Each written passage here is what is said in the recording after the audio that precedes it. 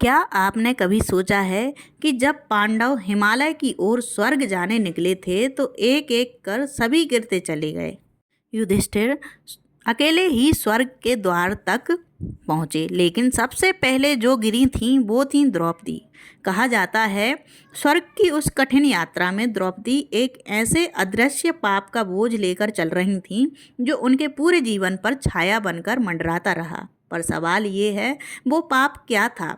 क्या द्रौपदी जैसी धर्मपरायण सती स्त्री से भी कोई भूल हुई थी, या फिर यह किसी पिछले जन्म का कर्म था जिसने उन्हें स्वर्ग के द्वार से नीचे गिरा दिया?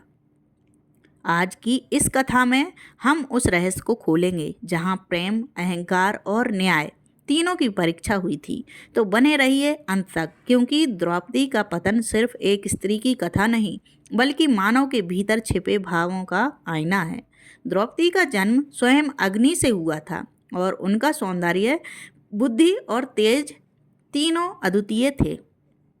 स्वयंवर में जब उन्होंने अर्जुन को विजेता घोषित किया था, तब से उनके हृदय में अर्जुन के प्रति एक गहरा स्नेह बस गया था। युद्ध, नीति और धर्म के बीच भी वह भाव कभी मिटा नहीं। हालांकि उन्होंने पांचों पांडवों को पति रूप में स्वीकार किया, परंतु उनके हृदय का सबसे बड़ा हिस्सा अर्जुन के लिए ही धड़कता था।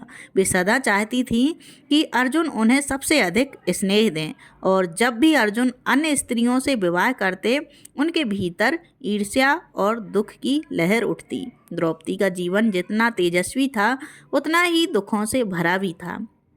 वह 5 पतियों की रानी थी, परंतु किसी एक की भी पूर्ण साथी नहीं बन सकी। कभी हस्तिनापुर के दरबार में अपमान सहना पड़ा, कभी वनवास की यातना झेलनी पड़ी। हर क्षण उन्होंने धर्म के मार्ग पर चलने की कोशिश की, फिर भी भाग्य ने उन्हें हमेशा परीक्षा दी। कभी कभी वह मन ही मन सोचती, क्या मैं स्त्री होने की सजा भुगत रही हूँ, या वह मेरा पूर्व जन्म का ऋण है। अर्जुन के प्रति उनके मोह में प्रेम था, परंतु उस प्रेम में पीड़ा भी थी, क्योंकि अर्जुन का हृदय भी केवल उनका नहीं था, उसमें सुभद्रा के लिए भी स्थान था। और यही द्वंद्व, यही अपूर्णता उनके भीतर की आध्यात्मिक कमजोरी बन गई, जो बाहर से तो दिखाई नहीं दी, लेकिन कर्म के तराजू पर उसका भार सबसे अधिक था।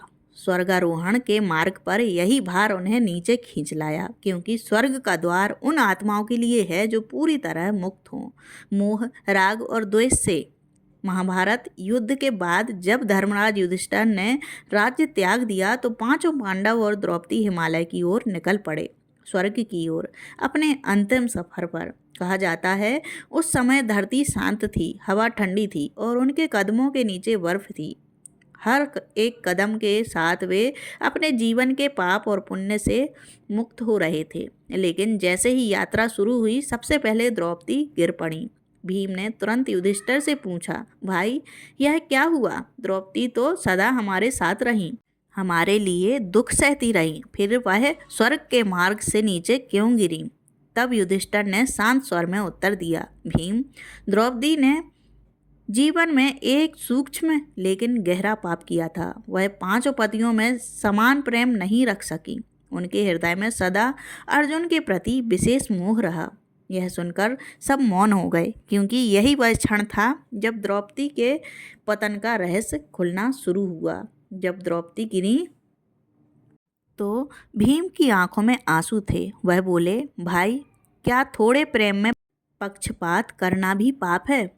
क्या द्रौपदी जैसी पवित्र आत्मा को यह दंड मिलना चाहिए था? युधिष्ठिर ने गहरी सांस लेते हुए कहा, भीम, कर्म का न्याय भावनाओं से नहीं होता। स्वर्ग केवल उन्हीं को मिलता है जो हर रिश्ते, हर कर्म में संपूर्ण समानता और निर्मलता रखते हैं। उन्होंने आगे कहा, द्रौपदी ने पांचों पतियों में समान प्रेम का वचन दिया था, परंतु उनके हृदय में अर्जुन के प्रति विशेष झुकाव रहा।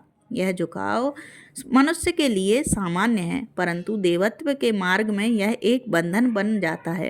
युधिष्ठिर का स्वर करुण था, उनमें ना कोई आरोप था, ना कोई क्रोध। उन्होंने बस यही कहा, द्रौपदी ने किसी का अपमान नहीं किया, उन्होंने किसी को छल नहीं दिया, पर उनका मन एक दिशा में झुका रहा, और यही कारण है कि उनका स्वर्ग का मार्ग अधूरा रह गया।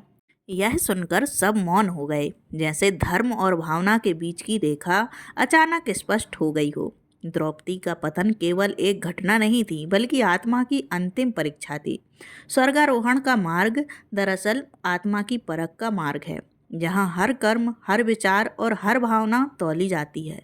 युधिष्ठिर जानते थे कि द्रौपदी का यह पतन उनके किसी पाप की सजा नहीं, बल्कि कर्म का पूर्ण परिणाम था। उनकी आत्मा अभी भी प्रेम और मोह के बंधन में बंधी थी। जब तक आत्मा में किसी एक व्यक्ति के लिए विशेष मोह या पक्षपात रहता है, तब तक वह ईश्वर के समान संतुलित नहीं हो सकती। इसलिए द्रौपदी को स्वर्ग के द्वार से पहले उस बंधन को छोड़ना पड़ा। यही कारण था कि वे हिमालय की बर्फ पर गिरीं, पर उनकी आत्मा वहीं शुद्ध हुई, मुक्त हुई और फिर प्रकाश में विलीन हो गई। स्वर्ग का मार्ग केवल उन्हीं के लिए खुलता है जो सबके प्रति समान प्रेम रख सके, जैसे ईश्वर सब में समान रूप से विद्यमान है। द्रौपदी का पतन दरअसल उनका मोक्ष का क्षण था, जहां उनका अंतिम मोह भी समाप्त हुआ। बहुत लोग यह मानते हैं कि द्रौपदी का गिरना उनका पतन था, लेकिन युधिष्ठिर की दृष्टि में यह उनका मुक्ति क्षण था, क्योंकि जब वह गिरी तब उन्होंने जीवन भर का मोह, प्रेम और अपेक्षाएं पीछे छोड़ दी। वो जो अर्जुन के लिए विशेष स्नेह था, वह अब मिट चुका था। केवल शांति और समर्पण बचा था। उस क्षण द्रौपदी ने समझ लिया था कि सच्चा प्रेम किसी एक व्यक्ति से नहीं, बल्कि ईश्वर से होना चाहिए, जो सदा साथ हैं, जो सदा न्याय करता है और जो किसी के प्रति पक्षपात नहीं करता। उनकी आंखों से बर्फ पर गिरते हुए आंसू नहीं, बल्कि पवित्रता की बूंदें टपक रही थीं, जैसे आत्मा अपने सारे बंधन तोड़ रही हों। वो गिरकर भी गिरी नहीं, क्योंकि उनका शरीर भले हिमालय पर रह गया, पर उनकी आत्मा स्वर्ग के मार्ग से पहले ही ऊपर उठ चुकी थी।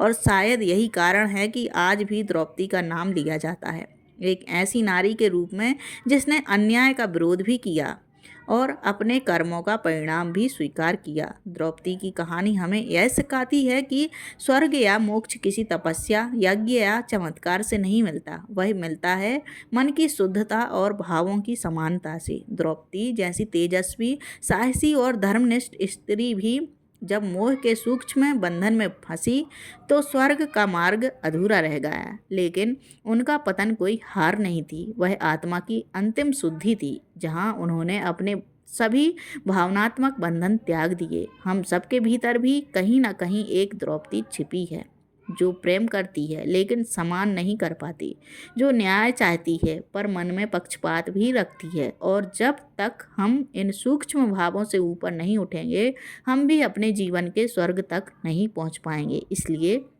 द्रौपदी की कहानी केवल इतिहास नहीं, यह एक दर्पण है जिसमें हमें अपने कर्म, अपने भाव और अपनी नीयत को देखना चाहिए। अगर आपको यह कथा विचारों से भरी लगी हो तो लाइक करें, कमेंट में जय श्री कृष्ण, जय द्रौपदी लिखें और ऐसी ही रहस्यमय ज्ञान से भरे वीडियो देखने के लिए चैनल को सब्सक्राइब करना ना भूलें। धन्यवाद। जय श्री कृष्ण।